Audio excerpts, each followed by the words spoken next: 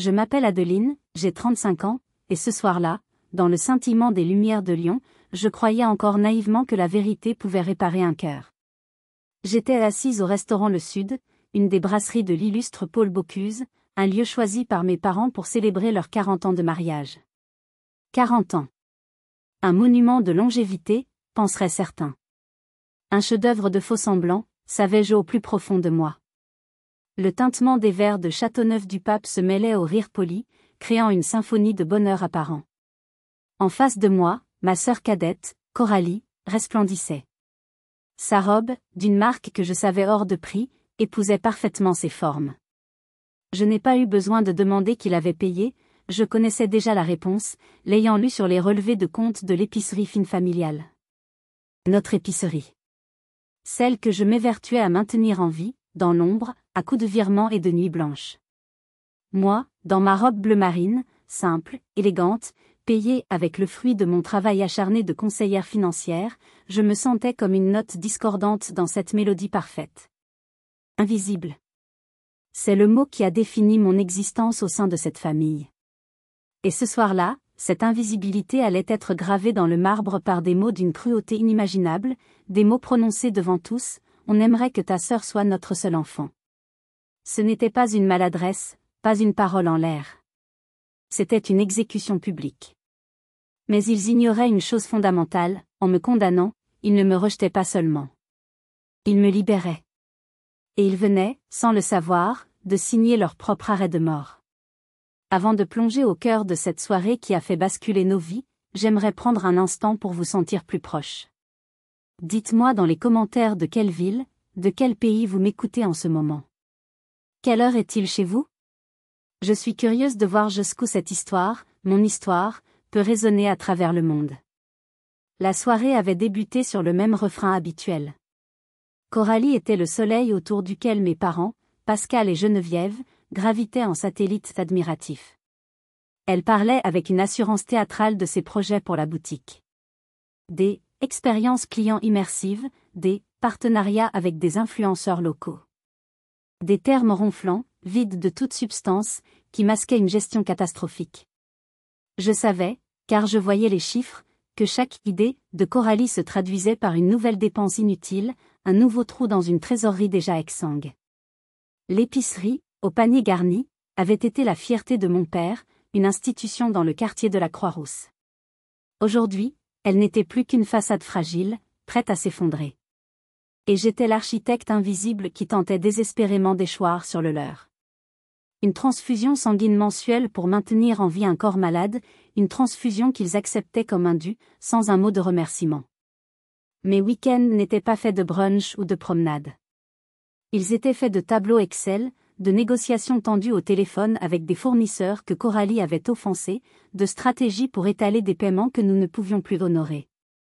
Pire, bien pire, il y avait le secret que j'avais découvert 3 semaines auparavant. En voulant préparer un prévisionnel pour l'année à venir, j'avais demandé un accès complet au relevé de compte. Après une semaine de résistance, ma mère avait cédé. Et là, l'horreur.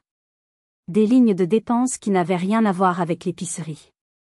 Des boutiques de luxe rue Édouard Herriot, des week-ends dans des hôtels spa, des retraits en liquide importants, toujours effectués près de l'appartement de Coralie. Ce n'était pas de la mauvaise gestion. C'était du vol pur et simple. Et mes parents le savaient. Leur silence était une complicité. Ils laissaient leur fille aînée se saigner pour combler les trous creusés par les caprices de leur benjamine. Malgré cette connaissance amère, une part de moi, une part irrationnelle et désespérée, s'accrochait encore à l'idée que je pouvais les sauver d'eux-mêmes. C'est pourquoi j'avais préparé ce plan d'affaires. Un dossier impeccable, relié, posé dans mon sac à main. Il contenait des graphiques, des projections, une stratégie claire pour redresser la barre. C'était plus qu'un plan de sauvetage financier. C'était mon cri du cœur. Ma dernière tentative de leur montrer ma valeur, non pas avec de l'argent silencieux, mais avec mon intelligence, ma compétence, mon dévouement. Je voulais qu'ils me regardent et qu'ils voient, pour la première fois, non pas leur roue de secours, mais leur fille. Une fille digne de leur fierté. Le sommelier est revenu, décrivant avec emphase les notes de fruits rouges du vin. J'ai vu mon père lever son verre vers Coralie, un regard plein d'une fierté béate qui m'a physiquement fait mal. Ma mère souriait, son visage un masque de contentement. Ils étaient dans leur bulle, un monde parfait construit sur mes sacrifices et leurs mensonges. Je sentais le poids du dossier dans mon sac, lourd comme un secret de famille. J'attendais le bon moment, une faille dans leur armure de déni. Je savais que c'était ma dernière chance. Ma dernière offrande. Si, ce soir, ils la rejetaient, alors tout serait consommé. J'ai pris une profonde inspiration, rassemblant tout mon courage. Je n'avais aucune idée que j'étais sur le point de déclencher une guerre. J'attendais une pause dans le flot de louanges adressées à Coralie, mon plan d'affaires serré dans mon sac à main comme une armure. Je ne savais pas que mon armure était sur le point d'être pulvérisée. Le moment est arrivé juste après que les assiettes du plat principal, un filet de bar impeccablement cuit, aient été débarrassées. Il y a eu une accalmie dans les conversations, ce genre de flottement où chacun reprend son souffle avant le dessert. C'était maintenant ou jamais. Mon cœur battait si fort que j'avais l'impression qu'il allait sortir de ma poitrine, mais j'ai forcé ma voix à être calme et posée. Papa, maman, si vous le permettez, j'aimerais profiter de ce moment pour aborder un sujet crucial concernant le panier garni. Le silence s'est fait instantanément. Même les cousins les plus éloignés ont cessé de parler. Prendre la parole ainsi, au milieu d'un repas de fête, n'était pas dans mes habitudes. Tous les regards, surpris, se sont braqués sur moi. J'ai sorti le dossier de mon sac et je l'ai posé sur la nappe blanche immaculée. Le geste était délibéré, solennel. J'ai passé les dernières semaines à effectuer une analyse approfondie de la situation financière de la boutique, ai-je commencé. Les conclusions sont alarmantes. Nous sommes à un point de rupture. Mais rien n'est perdu. J'ai élaboré un plan de redressement complet. Ma voix s'est affermie. J'étais sur mon terrain. J'ai ouvert le dossier, révélant la première page avec un graphique simple et brutal, la courbe descendante du chiffre d'affaires face à la courbe ascendante des charges. Premièrement, la renégociation des contrats avec nos 3 principaux fournisseurs. J'ai déjà pris contact avec eux de manière informelle, il y a une marge de manœuvre de 15% sur les achats en gros. Deuxièmement, la gestion des stocks. Nous perdons près de 2 000 € par mois en produits périmés. J'ai mis en place un nouveau système de rotation et de commande qui peut éliminer 90% de ces pertes. Troisièmement, la restructuration de la dette. Le petit prêt contracté l'année dernière peut être rééchelonné pour alléger les mensualités. Je parlais avec la précision d'une chirurgienne, chaque mot étayé par des faits, des chiffres, une logique imparable. J'ai tourné les pages, détaillant chaque point, convaincu que la clarté de mon raisonnement ne pouvait que les persuader. J'ai levé les yeux vers eux, m'attendant à voir de l'intérêt, peut-être même de la gratitude. C'est là que j'ai entendu ce son. Un petit rire cristallin, condescendant. Le rire de Coralie. « Oh, Adeline, Adeline », a-t-elle dit en secouant la tête avec une pitié feinte. « Toujours si, sérieuse. Tes tableaux Excel sont impressionnants, vraiment. C'est adorable. Mais le commerce, le vrai, ce n'est pas que des chiffres. C'est une vision, une âme. Laisse ça au créatif, d'accord ? » La gifle a été si violente qu'elle m'a coupé le souffle. Elle ne m'avait pas seulement contredite. Elle m'avait réduite à une comptable ennuyeuse et sans imagination, une petite fille jouant avec des chiffres. Devant tout le monde. Avant que je puisse trouver les mots pour répliquer, ma mère a enchaîné, son sourire crispé trahissant sa nervosité. « Adeline, ma chérie, ta sœur a raison. Ne nous ennuyons pas avec ces détails techniques ce soir. C'est un soir de fête.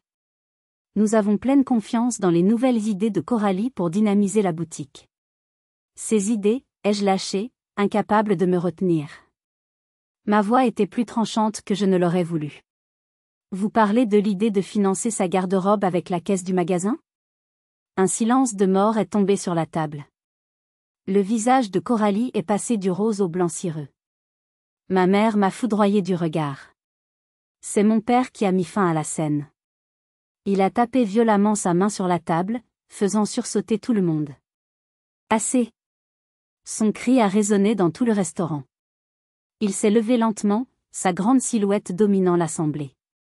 Il a attrapé son verre de vin, son visage congestionné par la fureur. Il a d'abord regardé Coralie, et son expression s'est adoucie, se remplissant d'une tendresse protectrice. Puis, ses yeux se sont posés sur moi. La tendresse a disparu, remplacée par une froideur polaire, un mépris si profond qu'il m'a transpercé le cœur. Pour nos 40 ans de mariage, a-t-il commencé d'une voix forte et claire, pour que personne ne perde un mot. Pour notre famille. Et pour notre plus grande fierté, notre unique joie, notre fille, Coralie. Il a marqué une pause dramatique, ses yeux toujours rivés sur moi. Honnêtement, a-t-il articulé, chaque syllabe pesant une tonne, nous aimerions que Coralie soit notre seul enfant. Le monde s'est arrêté de tourner. Le son s'est éteint. Je ne voyais plus que les visages choqués de mes cousins, la main d'une tante devant sa bouche. Et surtout, le visage de Coralie. Un sourire lent, suffisant, triomphant, s'étirait sur ses lèvres. Elle avait gagné. Définitivement. Ma mère, à côté de mon père, a levé son verre en silence, validant chaque mot de cette condamnation. Ce n'était plus de la tristesse. Ce n'était plus de la colère. C'était une rupture. À l'intérieur de moi, une digue s'est rompue, laissant s'échapper non pas un flot de larmes, mais une vague de calme glacial. La fin de l'espoir est une chose terriblement paisible. Je me suis levée, mes mouvements fluides et mesurés. J'ai regardé mes parents, puis ma sœur. Profitez bien de votre soirée, ai-je dit, ma voix étonnamment stable. J'ai pris mon sac à main, laissant le dossier, mon chef-d'œuvre inutile, sur la table. Je leur ai tourné le dos et j'ai traversé le restaurant, la tête haute. Le cliquetis de mes talons sur le marbre était le son de ma liberté. Chaque pas qui m'éloignait de cette table était un pas vers une nouvelle vie. Ils voulaient que leur souhait se réalise ? Très bien. J'allais le réaliser, d'une manière qu'ils ne pourraient jamais imaginer. Le trajet en taxi jusqu'à mon appartement a été un flou. Les lumières de Lyon se reflétaient sur les vitres mouillées par une fine pluie, mais je ne les voyais pas. Mon regard était tourné vers l'intérieur, vers les ruines fumantes de ce qui avait été ma famille. En franchissant le seuil de mon appartement, la solitude m'a accueilli non pas comme une ennemie, mais comme une vieille amie, la seule qui ne m'ait jamais trahi. Je me suis affalée sur mon canapé dans l'obscurité, le silence de l'appartement contrastant violemment avec le tumulte de mes pensées. Le téléphone, lourd dans ma main, était une arme que je n'avais jamais osé utiliser. Avant de porter le coup de grâce, mon esprit, comme pour s'assurer que ma décision était la bonne, a projeté sur l'écran noir de ma mémoire une scène que j'avais tenté d'oublier toute ma vie. J'avais 12 ans. L'image est si nette. Le gymnase du collège sentait la poussière et le vernis. J'étais assise au premier rang, ma blouse blanche encore légèrement tachée par le bicarbonate de soude de mon projet. Mon volcan. Des mois de recherche, de tests, de nuits à lire des livres de chimie bien au-dessus de mon niveau. Et j'avais gagné. Le premier prix de la fête de la science du département. Une grande victoire pour une fille timide et studieuse. Mes parents m'avaient promis d'être là. On sera au premier rang, ma chérie, on ne manquerait ça pour rien au monde, avait dit ma mère. Je me souviens de l'attente, une torture lente. Mon cœur bondissait à chaque fois que la grande porte double du gymnase s'ouvrait. Mais ce n'était jamais eux. Le principal a commencé son discours. Les noms ont été appelés. Mon tour est venu. Et le premier prix est attribué à Adeline Fournier. Les applaudissements ont éclaté. Je suis montée sur l'estrade, le sourire que j'avais répété devant le miroir s'est figé sur mes lèvres. J'ai cherché une dernière fois leur visage dans la foule. Rien. J'ai serré le trophée en plastique doré contre ma poitrine pour empêcher mon corps de trembler. Le photographe du journal local a dit « Souriez », et j'ai souri, une grimace de douleur. Le retour à la maison a été le plus long de ma vie. Je l'ai fait seul, en bus, le trophée lourd sur mes genoux. Quand je suis arrivée, la maison était calme. Ma mère était dans la cuisine. « Ah, te voilà », a-t-elle dit sans se retourner. « Alors, cette remise des prix ? » « J'ai gagné », ai-je murmuré. « C'est bien, ma chérie. » Pose ça sur la cheminée. Plus tard, j'ai entendu la raison de leur absence. Coralie a fait une petite crise d'angoisse avant son cours de danse, a expliqué mon père. Elle ne voulait pas y aller seule. On a dû rester avec elle. Tu sais comment elle est sensible. Sensible. Ce mot a toujours été son excuse, son super pouvoir. Ma réussite, tangible et méritée, avait été effacée par un caprice de ma sœur. Ce soir-là, en entendant Coralie rire aux éclats devant un dessin animé, j'ai compris que dans l'équation familiale, mes victoires pèseraient toujours moins lourd que ses larmes. Cette dynamique avait tout défini. Elle avait saboté mes relations amoureuses. Thomas, mon ex-fiancé, me l'avait dit en me quittant. « Adeline, je t'aime, mais je ne peux plus lutter. Ta famille passe toujours en premier. Pas toi, mais leurs problèmes. Leurs urgences constantes.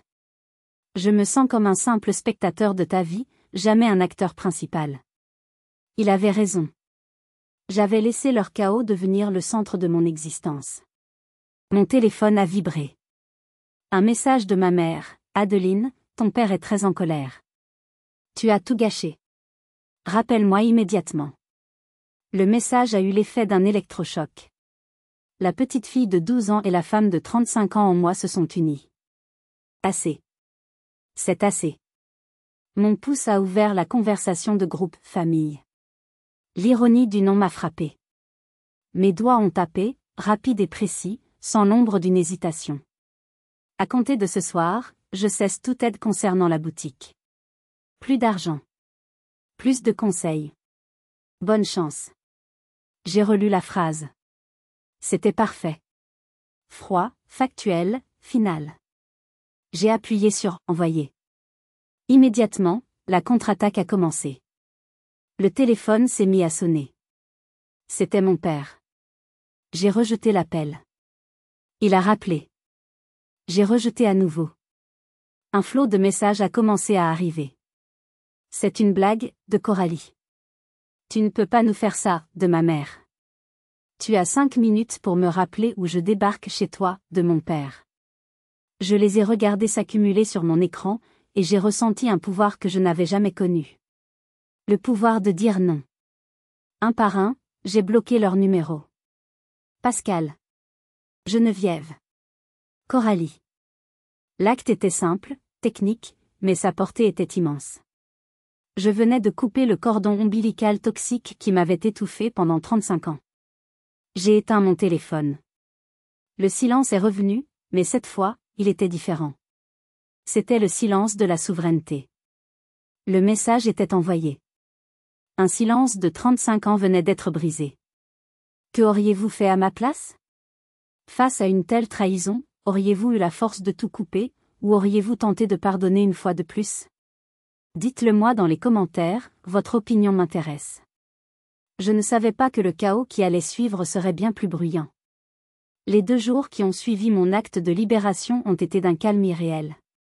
Mon corps et mon esprit semblaient être en décompression, se purgeant lentement de décennies de stress et d'anxiété.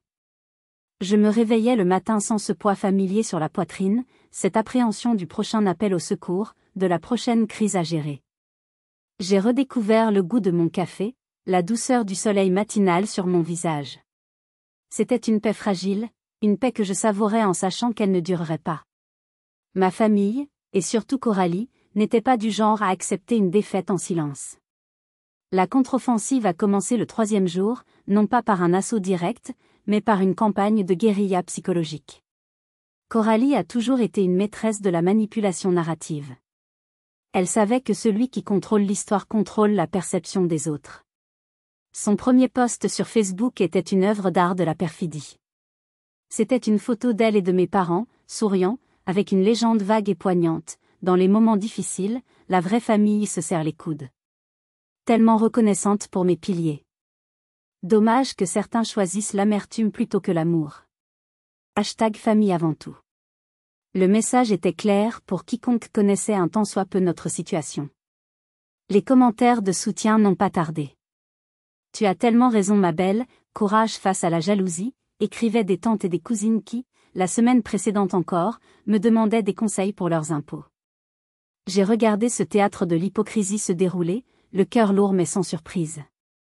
C'était le début. Ensuite, elle a personnalisé ses attaques. Elle a commencé à appeler les membres clés de la famille, un par un, leur servant une version des faits où j'étais le monstre. Selon sa fiction, J'avais toujours été une enfant difficile, jalouse de sa joie de vivre.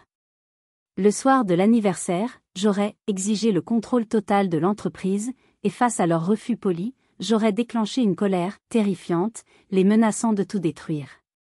Elle pleurait au téléphone, jouant la victime avec un talent d'actrice digne d'un Molière. Et ça marchait. Les gens aiment les histoires simples, les gentils et les méchants. Et dans son histoire, j'étais la méchante parfaite. Je savais pourquoi elle déployait une telle énergie. C'était une stratégie de la terre brûlée. La panique commençait à s'installer chez eux. Le virement de 500 € n'était pas arrivé le premier du mois. Un fournisseur important avait dû les appeler pour une facture impayée. Le château de cartes commençait à vaciller. En me peignant comme une saboteuse instable, elle préparait le terrain. Le jour où l'épicerie ferait faillite, ce ne serait pas à cause de sa gestion désastreuse ou de ses détournements de fonds. Ce serait de ma faute. La faute de la fille jalouse et vengeresse.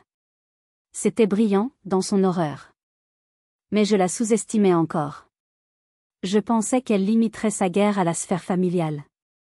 J'avais tort. J'étais en pleine présentation d'une stratégie d'investissement pour mon plus gros client, une société de logiciels en pleine expansion que j'avais mis des mois à convaincre. C'était un moment crucial pour ma carrière. Mon téléphone, en mode silencieux sur la table de conférence, s'est allumé. Un email de ma directrice, Valérie. L'objet était laconique et glaçant, urge confidentiel. Mon bureau dès la fin de votre réunion. Une sueur froide a perlé sur ma nuque. J'ai terminé ma présentation par la seule force de ma volonté, mon esprit tourbillonnant d'hypothèses toutes plus angoissantes les unes que les autres. Quand je suis entré dans le bureau de Valérie, son visage habituellement chaleureux était fermé, impénétrable. Adeline, fermez la porte. J'ai obéi, le cœur battant la chamade. J'ai reçu un courriel ce matin. Il n'est pas signé. Je vais vous le lire. Elle a ajusté ses lunettes. Madame la directrice, je vous écris en tant que personne concernée par le bien-être de vos clients. Une de vos conseillères, Adeline F., traverse actuellement une crise personnelle extrêmement grave. Sans entrer dans les détails, sa stabilité émotionnelle est compromise et elle fait face à des difficultés financières personnelles qui pourraient altérer son jugement professionnel. Je pense qu'il serait prudent de réévaluer les responsabilités que vous lui confiez, surtout sur des comptes aussi importants que celui de la société Techinov. J'ai écouté, le souffle coupé. Chaque mot était une dague empoisonnée, conçue pour frapper là où ça ferait le plus mal, ma crédibilité, mon intégrité, ma carrière. C'était sa signature, son style, sa cruauté. Elle avait franchi une frontière sacrée. Elle ne se contentait plus de salir mon nom de famille, elle tentait de détruire mon propre nom, celui que je m'étais construit à la sueur de mon front. Elle n'attaquait plus seulement la fille de la famille. Elle attaquait la professionnelle.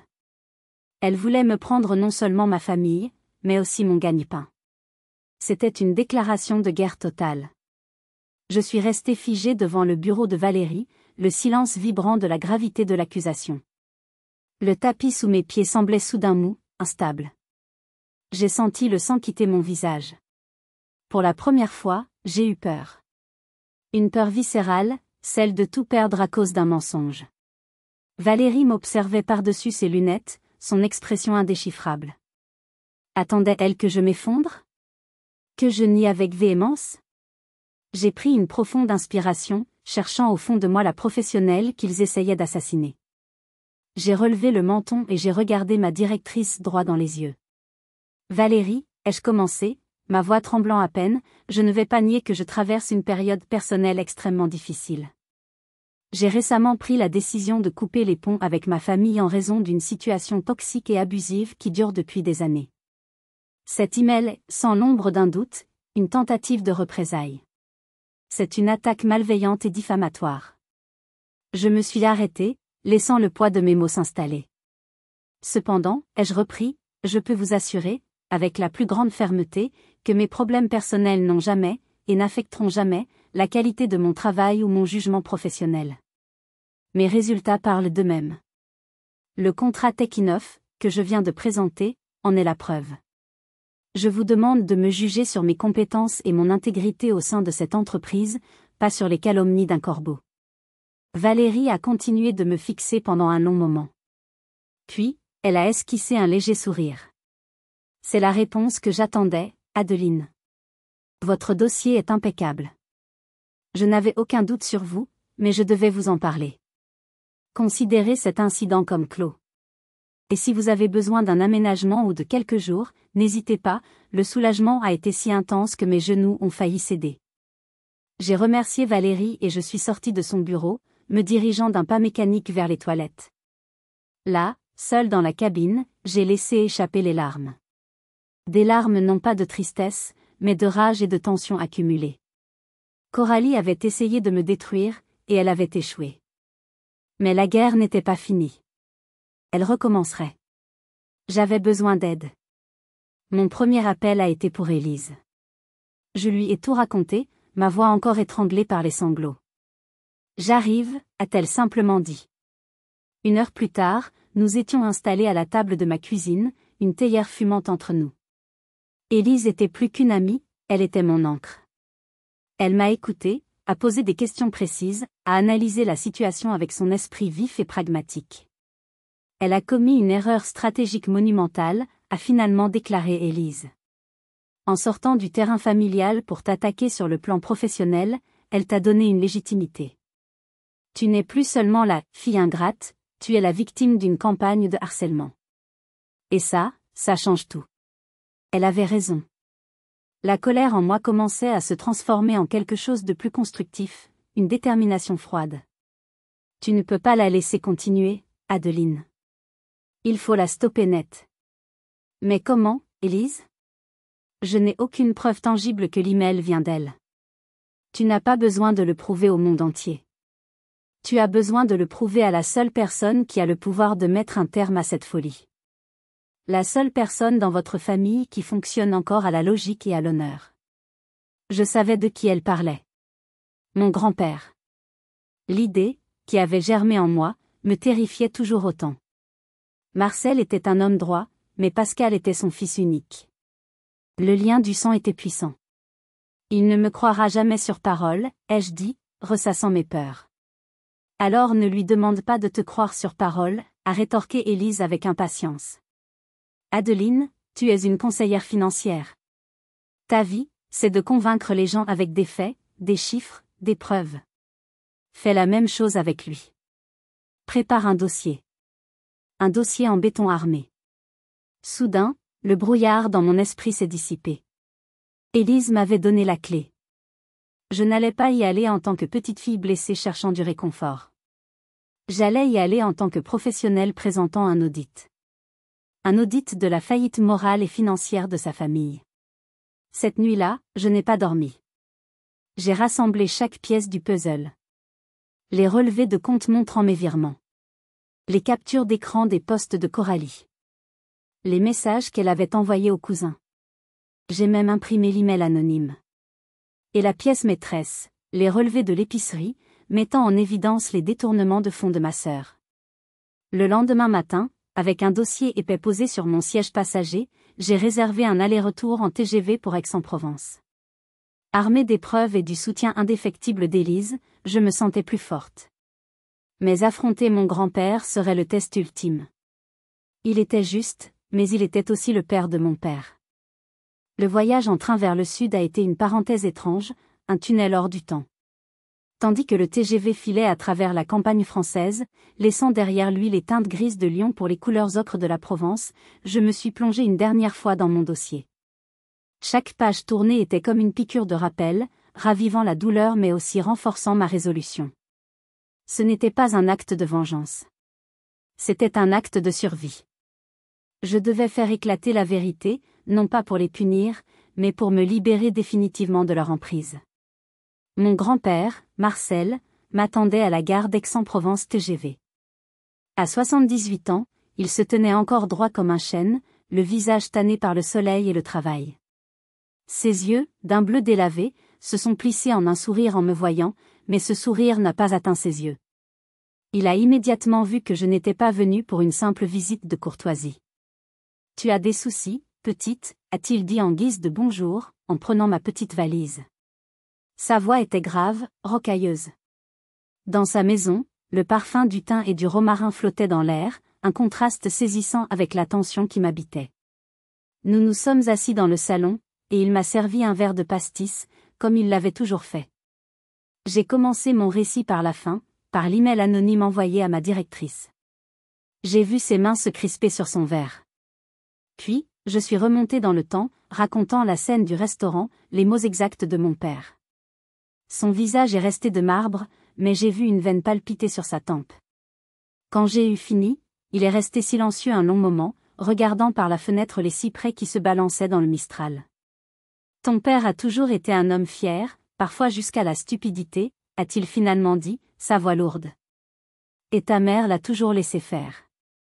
Quant à Coralie, elle a toujours su obtenir ce qu'elle voulait. Mais ce que tu me décris, Adeline, c'est grave. Très grave. Es-tu certaine de ne pas interpréter les choses? La douleur peut parfois nous faire voir le pire. C'était le test. La question que je redoutais. Mon cœur s'est serré. Pas toi, grand-père, s'il te plaît, pas toi. J'ai senti la panique monter, la peur d'être une nouvelle fois renvoyée à ma solitude, d'être qualifiée d'hystérique. J'ai posé mon verre, et j'ai regardé mon grand-père avec tout le calme que je pouvais rassembler. C'est exactement pour ça que je ne suis pas venue les mains vides, ai-je dit en sortant le dossier de mon sac. Je l'ai posé sur la table en chêne massif entre nous. Je ne te demande pas de me croire sur parole. Je te demande de regarder des faits. Je suis devenue la conseillère financière. J'ai présenté mon cas comme je l'aurais fait pour un client. Point par point. D'abord, les preuves de mon soutien financier. Les relevés bancaires. Voici 5 ans de ma vie, grand-père. 30 000 € de mon épargne personnelle qui sont partis dans ce gouffre. Il a pris les feuilles, a mis ses lunettes, et a suivi les lignes avec son doigt. Le silence s'est épaissi. Ensuite, la campagne de diffamation. Les captures d'écran des publications de Coralie. Les messages. Voici comment ma loyauté a été récompensée. Par des mensonges publics. Ses sourcils se sont froncés. Sa mâchoire s'est contractée. Et enfin, la pièce maîtresse. Les relevés de compte de l'épicerie. Je les ai étalés devant lui, en utilisant un stylo pour surligner les transactions frauduleuses. Et voici la cause de la maladie. Pas la conjoncture, pas la malchance. Le vol. Organisé et dissimulé. Regarde ces dates, grand-père. À chaque fois que je faisais un virement pour payer un fournisseur, une somme presque équivalente partait le lendemain pour une de ses fantaisies. Ils utilisaient mon argent pour financer le style de vie de Coralie et masquer ses détournements. Mon grand-père a enlevé ses lunettes. Il a passé une main lasse sur son visage. Quand il a relevé les yeux vers moi, j'ai vu quelque chose que je n'avais jamais vu auparavant. Une fureur froide, contenue, mais terrifiante. C'était la colère d'un patriarche qui voit son nom, son héritage de travail et d'honnêteté, bafoué par son propre fils. Ce n'est pas une dispute de famille, a-t-il dit, sa voix tranchante comme une lame. C'est une question d'honneur. Ou plutôt, de déshonneur. Il s'est levé, a marché jusqu'à son vieux secrétaire en noyer, et en a sorti un carnet d'adresses. Tu as eu raison de venir, Adeline. Tu as fait preuve de plus de courage et d'intégrité que 3 réunis. Il a cherché un numéro, puis a pris son téléphone. Allô, maître Dubois? C'est Marcel Fournier à l'appareil. J'espère que je ne vous dérange pas. J'ai besoin de prendre rendez-vous avec vous dès que possible. C'est pour une modification, substantielle, de mon testament. Le sort en était jeté. La plume du notaire allait devenir une épée. Et cette épée était sur le point de trancher des liens que je croyais autrefois incassables. Le retour à Lyon s'est fait dans un état second. J'avais accompli ma mission, mais je ne ressentais aucune exultation. Seulement le poids d'une finalité inéluctable. En quittant mon grand-père, j'avais vu dans ses yeux non seulement de la colère, mais aussi une profonde tristesse. La tristesse d'un père déçu par son fils. C'était une victoire amère, une victoire qui laissait des cicatrices sur tout le monde. Je me suis efforcée de reprendre une vie normale, de me concentrer sur mon travail, sur mes clients, sur ma relation naissante avec Mathieu. Mais il était impossible d'ignorer complètement le drame qui se jouait à quelques kilomètres de là. Les nouvelles m'arrivaient, filtrées, par ma cousine Sophie, qui était devenue ma source d'information officieuse, une sorte de correspondante de guerre sur le front familial. Les conséquences de mon retrait n'ont pas été un effondrement soudain, mais une lente et douloureuse agonie, comme une maladie chronique qui ronge un corps de l'intérieur. Le premier symptôme visible a été la dégradation de l'épicerie. Sans ma gestion rigoureuse des fournisseurs, le chaos s'est installé. Mon père, excellent vendeur mais piètre gestionnaire, passait des commandes au petit bonheur la chance. Coralie, quant à elle, ne s'intéressait qu'à la façade, refaire la vitrine, créer des paniers cadeaux hors de prix avec des produits de seconde zone. Les artisans de renom, les fromagers affineurs et les petits producteurs de vin qui faisaient la réputation de la boutique, ont été les premiers à partir. Lassés des paiements en retard et de l'arrogance de Coralie, ils ont rompu leurs contrats les uns après les autres. Sophie m'a raconté être passée devant la boutique, les étals, autrefois un festin pour les yeux, semblaient clairsemés et tristes. Puis, l'incident avec Madame Martine a agi comme un catalyseur, propageant le malaise dans tout le quartier. Le bouche à oreille, qui avait fait la fortune de la boutique, s'est retourné contre elle avec une efficacité redoutable. Les clients fidèles, ceux qui venaient autant pour la qualité des produits que pour le conseil et le sourire, ont commencé à déserter les lieux. Ils ne reconnaissaient plus l'âme de leur épicerie. Un soir, Sophie m'a appelé, sa voix chargée d'une émotion étrange. « Adeline, j'ai quelque chose à te dire. J'ai croisé ta mère au supermarché. Elle était seule. Elle poussait son caddie, et elle avait l'air, si vieille. Tellement fatiguée. Elle m'a aperçue, et pendant une seconde, j'ai cru qu'elle allait venir me parler. Il y avait une sorte d'appel au secours dans ses yeux. Mais ensuite, elle a baissé la tête et a tourné dans une autre allée, comme si elle avait honte. » Sophie a marqué une pause. « Je ne sais pas comment te le dire. J'ai l'impression qu'elle est prisonnière. Prisonnière de ton père, de Coralie, de ses propres choix. Elle sait qu'ils vont droit dans le mur, mais elle est incapable de sauter du navire. C'est presque plus triste que de la colère. » Cette conversation m'a profondément troublée. L'image de ma mère, autrefois si assurée et si prompte à me rabaisser, maintenant réduite à une figure fuyante et honteuse dans les allées d'un supermarché, a ravivé une vieille douleur. La pitié. Une émotion complexe, presque plus douloureuse que la colère. Je la voyais non plus comme une persécutrice, mais comme la première victime de sa propre lâcheté. Elle avait sacrifié une de ses filles pour en préserver une autre, et maintenant, elle était en train de les perdre toutes les deux, et tout le reste avec. J'ai partagé ce sentiment avec Mathieu ce soir-là. Il m'a écouté attentivement, comme toujours. « C'est normal de ressentir ça », m'a-t-il dit doucement. La colère protège. La pitié montre que tu commences à guérir, que tu peux voir au-delà de ta propre douleur. Mais n'oublie jamais que sa situation est le résultat de ses propres décisions. Tu n'es pas responsable de son malheur. Il avait raison. Je devais garder cette distance, pour ma propre survie. Leur monde se lézardait de toutes parts. Les fondations de leur monde s'effritaient. Mais ce n'étaient que des fissures. Le tremblement de terre, celui qui allait raser l'édifice tout entier, était imminent. Le tremblement de terre a pris la forme d'une lettre recommandée avec accusé de réception. Un document officiel du Centre des finances publiques de Lyon. L'objet était clair, froid et terrifiant, notification de vérification de comptabilité. Un contrôle fiscal. Pas une simple demande de pièces justificatives, mais un audit complet, portant sur les 3 dernières années d'activité de la société, au panier garni.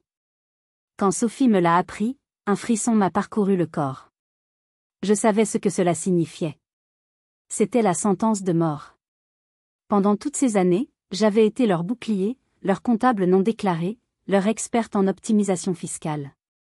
Je m'assurais que chaque déclaration, bien que tendue, restait dans les clous de la légalité. J'archivais, je classais, je justifiais chaque dépense. Je les avais prévenus des centaines de fois, la moindre erreur, le moindre écart, et tout peut s'effondrer. L'administration fiscale ne plaisante pas, mais pour eux, mes avertissements n'étaient que le pessimisme d'une rabat-joie. Sans moi, je savais que leur gestion était devenue un chaos total. Les factures devaient être entassées dans une boîte à chaussures, les déclarations de TVA remplies à la va-vite, les notes de frais de Coralie probablement passées en charge d'entreprise sans le moindre scrupule. Ils avaient navigué à vue, en toute impunité, pensant que leur petite entreprise passerait sous les radars. Ils avaient eu tort. Les semaines qui ont suivi ont été, d'après les rares échos que j'en avais, un véritable cauchemar pour eux. 2 inspecteurs se sont installés dans le petit bureau à l'arrière de la boutique, demandant des livres de compte qui n'existaient pas, des factures qui avaient été perdues, des justifications pour des dépenses qui étaient tout simplement injustifiables. Les retraits en liquide de Coralie, les week-ends au spa, les robes de luxe, tout a été passé au peigne fin. La fraude, grossière et arrogante, est apparue au grand jour. Le résultat est tombé 2 mois plus tard. Un redressement fiscal d'une violence inouïe. La somme était si colossale qu'elle dépassait la valeur même du fonds de commerce. C'était un mélange d'impôts éludés, de cotisations sociales impayées, de pénalités pour retard, et d'amendes pour manœuvres frauduleuses. C'était une dette impossible à rembourser. L'administration fiscale a été impitoyable. La procédure de saisie a été engagée immédiatement. Un matin de printemps, alors que les Lyonnais commençaient leur journée, un commissaire de justice est venu apposer des scellés sur la porte de « Au panier garni ». La boutique, qui avait vu défiler 3 générations de clients, était officiellement fermée. Mais la chute n'était pas seulement financière. Elle est devenue publique et humiliante. Mon cousin Thomas, le fils du frère de ma mère, un homme simple mais profondément honnête, avait assisté à toute la saga avec une indignation croissante. Les mensonges de Coralie, la détresse qu'il devinait chez moi, tout cela le révoltait. Il a décidé de faire ce qu'il pensait être juste. Il a retrouvé la publication de Coralie, celle sur la « famille qui se serre les coudes ». Et il y a ajouté un commentaire. Il n'a pas écrit un long texte. Il a posté une photo. Une simple capture d'écran d'un de mes relevés bancaires que je lui avais montré quelque temps auparavant, où l'on voyait clairement la ligne « Virement permanent, soutien familial, 500 €. Il a ajouté une seule phrase, simple et dévastatrice, il y a plusieurs façons de se serrer les coudes. Certaines sont plus silencieuses, mais aussi plus coûteuses, que d'autres. L'effet a été celui d'une déflagration nucléaire dans notre petit univers familial. Le commentaire a été vu, partagé, commenté des dizaines de fois. Les gens n'étaient plus dans le doute. Ils avaient une preuve. La narrative de Coralie, la pauvre victime, s'est instantanément évaporée, remplacée par la vérité crue, celle d'une famille ingrate vivant au crochet de la fille qu'ils méprisaient. Les appels et les messages ont changé de destinataire. Ce n'était plus moi la cible, mais eux. Les « comment as-tu pu » ont commencé à pleuvoir. Les murs de leur forteresse de mensonges, déjà fragilisés, venaient de s'écrouler avec fracas, les exposant à la vue de tous. Ils avaient tout perdu, leur entreprise, leur argent, leur réputation. Mais dans leur chute, ils allaient m'entraîner dans une dernière confrontation inattendue. La nouvelle de la saisie de leur maison de la Croix-Rousse m'est parvenue par un message laconique de Sophie, c'est fait. Ils doivent partir avant la fin du mois. Je suis resté longtemps à fixer mon téléphone. La maison de mon enfance. Le jardin où j'avais appris à faire du vélo. Les murs qui avaient été les témoins silencieux de tant de rires de Coralie et de tant de mes larmes. Je ne ressentais pas de joie. Juste un vide immense, la sensation d'une amputation finale. Je pensais, avec une certaine naïveté, que leur défaite mettrait un point final à notre histoire, qu'ils disparaîtraient de ma vie, emportés par le torrent de leurs propres échecs.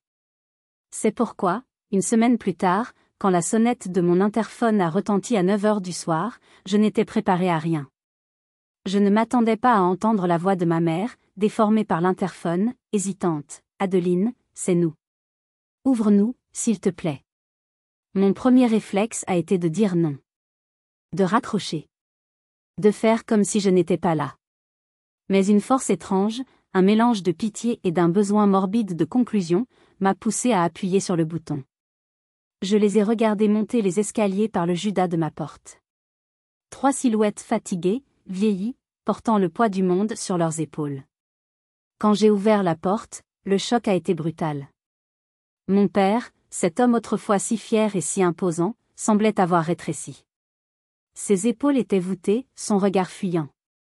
Coralie, privée de son assurance et de son maquillage impeccable, avait l'air d'une adolescente perdue, le visage bouffi par les pleurs ou le manque de sommeil. Et ma mère était un fantôme, une ombre transparente qui semblait s'excuser d'exister. Ils sont entrés dans mon appartement, cet espace que j'avais créé, un sanctuaire de paix et d'ordre, et leur chaos a semblé l'envahir instantanément. Ils n'étaient pas venus pour demander pardon. Ils n'étaient pas venus pour s'excuser. Ils étaient venus pour une dernière tentative désespérée de me faire porter le fardeau de leur ruine. Mon père a été le premier à parler, sa voix tremblante de rage contenue. Il a balayé mon salon du regard, un regard plein de mépris pour mon succès modeste mais honnête. Alors, te voilà, a-t-il commencé. Dans ton bel appartement, bien au chaud. Tu dois être fier de toi. Tu as réussi. Tu nous as détruits. L'entreprise de ton grand-père, la maison où tu as grandi, tout est parti en fumée. J'espère que tu dors bien la nuit. Je suis resté adossé à ma bibliothèque, les bras croisés, refusant de céder à l'intimidation ou à la culpabilité. Je dors très bien, merci, ai-je répondu, ma voix plus calme que je ne l'aurais cru possible. Je n'ai rien détruit, papa. J'ai simplement cessé de vous sauver de vous-même. Il y a une différence fondamentale. C'est alors que Coralie a explosé. C'était un spectacle à la fois pathétique et terrifiant. Tu mens, a-t-elle crié, les larmes coulant sur ses joues. Tu as tout orchestré. Depuis le début. Tu as toujours été jalouse de moi, parce que j'étais la préférée. Tu n'as jamais supporté de me voir heureuse. Tu es allée voir grand-père, tu lui as raconté des horreurs sur nous. Tu es mauvaise, Adeline. Tu es une personne foncièrement mauvaise. Je l'ai laissé finir sa tirade. Quand elle s'est tue, à bout de souffle, je me suis approché d'elle. La jalousie, ai-je dit doucement. Tu penses vraiment que c'est de ça qu'il s'agit? Regarde-toi, Coralie. Tu n'as jamais rien construit par toi-même. Ta confiance en toi était un emprunt, ton style de vie était un vol. Je ne suis pas jalouse de toi. Je n'ai jamais été jalouse de toi. J'ai eu pitié de toi. Et aujourd'hui, je te plains encore plus. Parce que tu vas devoir apprendre à vivre par toi-même, et tu n'as aucune idée de comment faire. Chaque mot était une vérité qu'elle avait refusé de voir toute sa vie. Elle m'a regardé, la bouche ouverte, sans plus aucune répartie. Je me suis alors tournée vers ma mère. Elle n'avait pas bougé, son corps secoué de sanglots silencieux. Et toi, maman? Rien à dire? Tu vas continuer à te cacher derrière eux? Elle a levé les yeux vers moi, son regard noyé de larmes et de désespoir. Je ne sais pas, a-t-elle balbutié. Tout est de ma faute. Je n'ai rien vu. Tu n'as rien voulu voir, l'ai-je corrigé, sans haine, mais avec une fermeté implacable. C'est différent. Tu as fait un choix. Le choix de la facilité. Et voici le prix à payer. Mon père a fait un pas en avant, comme pour me sermonner une dernière fois. Je l'ai arrêté d'un geste de la main. Ça suffit. La discussion est terminée. Il n'y a plus rien à dire. Je suis allé jusqu'à la porte et je l'ai ouverte. L'air frais de la nuit s'est engouffré dans l'appartement. Je pense qu'il est temps pour vous de partir. Ils m'ont regardé, abasourdi. Ils étaient venus pour une dernière bataille, espérant peut-être une explosion de colère, une crise de larmes, n'importe quoi qui leur aurait redonné un peu de contrôle. Ils n'ont trouvé qu'un mur de calme et de finalité. Lentement, ils sont sortis. Mon père, la tête basse pour la première fois de sa vie. Coralie, le visage dévasté. Ma mère, une ombre qui s'excusait auprès de l'univers. J'ai fermé la porte. Le clic de la serrure a résonné comme le mot « fin ». Je me suis appuyé contre le bois, j'ai fermé les yeux et j'ai respiré. Profondément. Ce n'était pas un triomphe. C'était une libération. La porte était fermée. Un chapitre de ma vie était définitivement clos. La question était maintenant, comment écrire le suivant? La fermeture de cette porte a été bien plus qu'un simple acte physique. C'était une frontière symbolique entre le passé et le présent, entre la personne que j'avais été contrainte d'être et celle que j'allais choisir de devenir. Les jours qui ont suivi n'ont pas été euphoriques. Ils ont été calmes. Un calme étrange, presque déconcertant, comme le silence qui suit une longue et violente tempête. Le vide laissé par le drame familial était immense, et j'ai dû apprendre à l'apprivoiser, à le remplir non plus avec l'anxiété et les obligations, mais avec mes propres désirs, mes propres joies. Ma carrière a été mon premier chantier de reconstruction. Loin d'être affaibli par l'attaque de Coralie, j'en suis sorti renforcé. Ma gestion de la crise avait impressionné mes supérieurs, qui ont vu une preuve de ma résilience et de mon professionnalisme. 6 mois plus tard, lors de mon évaluation annuelle, Valérie m'a annoncé ma promotion au poste de directrice financière associée. Vous avez traversé l'enfer, Adeline, et vous en êtes sortie plus forte. C'est ce genre de caractère que nous voulons pour diriger. En signant mon nouveau contrat, je n'ai pas pensé à ce que ma famille en dirait. J'ai pensé à la petite fille de 12 ans avec son trophée en plastique. Je l'ai fait pour elle. Parallèlement, ma relation avec Mathieu s'est approfondie pour devenir le fondement de ma nouvelle vie. Il a été mon témoin silencieux, mon soutien indéfectible. Il ne m'a jamais dit « oublie-les » ou « tu devrais pardonner ». Il m'a simplement écouté, pendant des heures, me laissant dérouler le fil de mes pensées, de mes colères et de mes peines. Avec lui, j'ai découvert la beauté d'un amour serein, un amour qui ne demande pas de se sacrifier, mais qui encourage à s'épanouir. Il est tombé amoureux de la vraie Adeline, pas de la version éditée que je présentais au monde. Un soir, alors que nous cuisinions ensemble dans mon appartement, il m'a prise dans ses bras et m'a dit « Tu n'as plus à te battre pour être aimée. Laisse-toi juste aimer. » Ces mots simples ont guéri plus de blessures que des années de thérapie. Élise est restée ma boussole. Nos cafés du samedi sont devenus un rituel immuable, un espace sacré où nous pouvions tout partager. Elle a été celle qui m'a aidé à naviguer dans les eaux complexes de la reconstruction. Car la guérison n'est pas un événement, c'est un processus. Il y avait des jours bons, pleins de lumière et d'espoir. Et il y avait des jours plus sombres, où un parfum, une chanson, une photo oubliée dans un tiroir, rouvrait la plaie. Des jours où la culpabilité, ce poison insidieux, tentait de revenir. Et si j'avais fait autrement? Et si j'avais été plus patiente? Élise était là pour me rappeler la vérité, pour me recentrer. Tu n'as pas choisi cette guerre, Adeline. Tu as juste choisi de ne plus être une victime. 1 an après la fermeture de la porte, une carte postale est arrivée. L'écriture tremblante était celle de mon grand-père. La photo représentait un champ de lavande en fleurs à Valençol. Au dos, il n'y avait que quelques phrases. Ma chère Adeline, je pense souvent à toi. J'ai appris que tu avais été promue. Je n'en ai jamais douté. Continue de construire ta vie sur des fondations solides, la vérité et le respect de soi. Et puis, il avait ajouté une dernière phrase, une phrase qui est devenue ma devise, la famille n'est pas une question de sang. C'est une question de paix. C'est l'endroit où ton cœur peut enfin se reposer. Ces mots contenaient toute la sagesse du monde. J'avais passé ma vie à chercher le repos dans une maison en guerre. J'ai enfin compris que mon foyer n'était pas un lieu hérité, mais un lieu à construire. Mon foyer, c'était un dîner simple avec Mathieu, un fou rire avec Élise, la satisfaction d'un dossier bien bouclé, le silence paisible de mon appartement le dimanche matin. Je n'ai jamais revu mes parents ni ma sœur. J'ai appris par des chemins détournés qu'ils avaient quitté la région lyonnaise pour s'installer dans une petite ville de l'Est, où personne ne les connaissait. Mon père avait trouvé un poste de veilleur de nuit. Ma mère faisait quelques heures de ménage. Coralie travaillait comme caissière dans un supermarché. Leur nouvelle vie était le reflet exact de ce qu'ils avaient semé. Je n'ai ressenti ni satisfaction, ni pitié.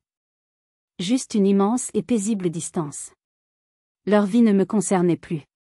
Merci d'avoir écouté mon histoire jusqu'au bout.